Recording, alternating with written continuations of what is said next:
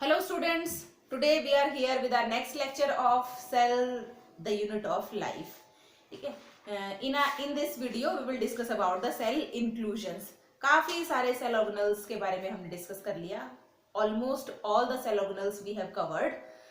In this video, cell inclusions are here and in the next videos ना next जो 2-3 videos हमारे पास होंगे उसके अंदर हम main important cell organelle that is the control center of the cell nucleus के बारे में हम स्टडी करेंगे. ठीक है, काफी सारे वीडियोस हमारे पास सेल ऑर्गेनल्स के हमने देख लिए और होपफुली आपको बहुत अच्छे से समझ में भी आया होगा.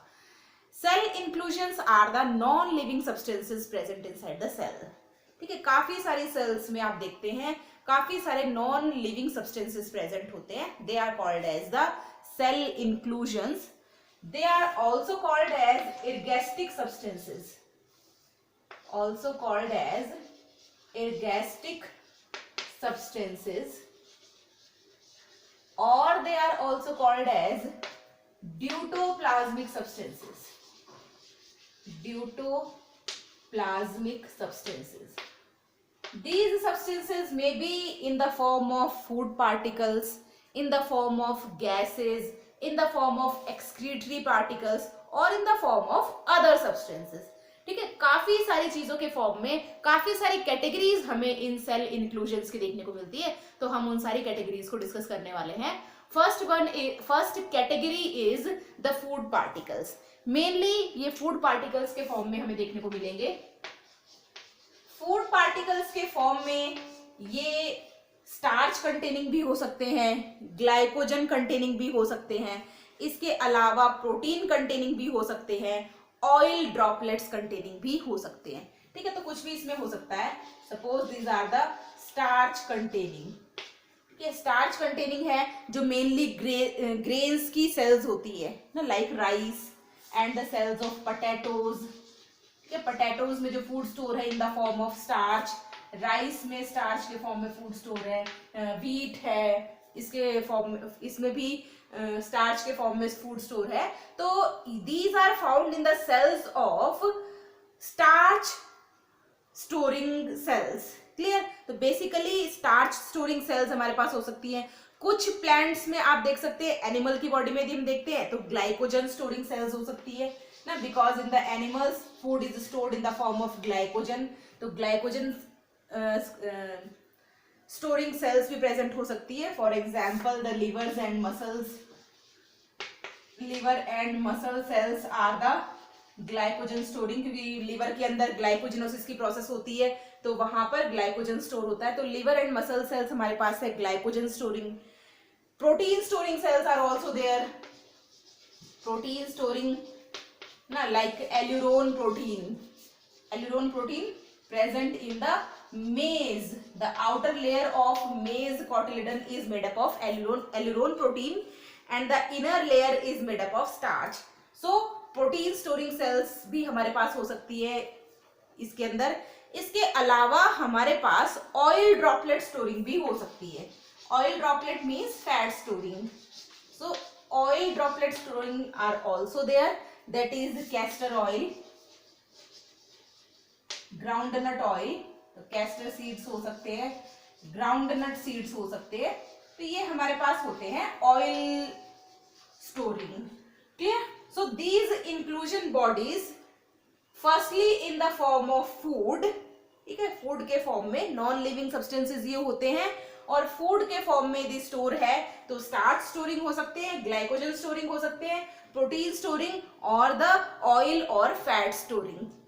These may be in the form of inorganic substances, the crystals of inorganic substances like the silica crystals, calcium carbonate crystals, calcium oxalate crystals. So these are also in the form of inorganic crystals. Second one is inorganic crystals. ठीक है, तो inorganic crystals के form में silica crystals के form में हो सकते हैं. इसके अलावा हमारे पास कैल्शियम कार्बोनेट क्रिस्टल्स हो सकते हैं, कैल्शियम ऑक्सलेट क्रिस्टल्स हो सकते हैं. तो इनऑर्गेनिक सब्सटेंसेस इन क्रिस्टल्स के फॉर्म में भी हमें इंक्लूजन बॉडी के फॉर्म में सेल के अंदर डिपॉजिट हमें मिल सकते हैं। Next one is air storing हो सकते हैं, एयर के फॉर्म में भी हमें देखने को मिलेंगे। तो एयर या गैसेस के फॉर्म में कौन कौन हो सकती है सेल के अंदर? एयर और गैसेस ना। The important gases are oxygen, carbon dioxide and nitrogen. These are the important gases which can be present inside the cell. तो यहाँ पर गैसेस के फॉर्म में इंक्लूजन बॉडीज हो सकती है। इसके अलावा एक्सक्रीटरी प्रोडक्ट्स के फॉर्म में भी ये इंक्लूजन बॉडीज हमें देखने को मिलती है। Excretory products like ammonia, urea, uric acid, है ना। आपको पता है ammonia secreting animals are ammonotelic, urea secreting ureotelic, uric acid secreting uricotelic.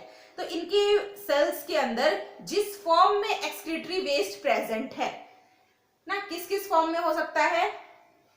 Ammonia के फॉर्म में हो सकता है, यूरिया के फॉर्म में हो सकता है, या यूरिक एसिड के फॉर्म में हो सकता है। तो एक्सक्रीटरी वेस्ट के फॉर्म में भी ये इंक्लूजन बॉडीज हमें देखने को मिलती है। इसके अलावा कुछ सेल्स ऐसी हैं, फॉर एग्जाम्पल क्विनाइन सेल ना। क्विनाइन जो प्लांट है हमारे पास, the bark of quinine is used in the treatment of malaria. It contains the quinine drug. ठीक है, तो जो सिंकोना प्लांट है हमारे पास, उस सिंकोना प्लांट से हम क्या ऑब्टेन करते हैं? क्विनाइन ड्रग ऑब्टेन करते हैं। Clear? The bark of cinchona contains quinine drug. Bark of Cinchona. From this we obtain quinine drug. From some plants we obtain gum also, resin also. Resin. Clear? So these are the inclusion bodies in which the gum, quinine or resin gets stored. Nextly we will have the caffeine substances. Like in the coffee plant, caffeine is present. In tobacco plant, nicotine is present. In अफीम plant, papaverine is present. ठीक है, तो आपके पास क्या example हो सकते हैं? Caffeine substances. Caffeine is in coffee plant. Clear? Nicotine is in tobacco plant. Papaverine is in अफीम plant or the opium plant. So these are the substances which can be found as inclusion bodies in the cell. Clear? These are the non-living substances, and the different type or different categories of these substances can be present inside the cells. This is all about the inclusion bodies. In our next video, we will discuss about the most important cell organelle, that is called as nucleus, the control center of the cell. Thank you very much.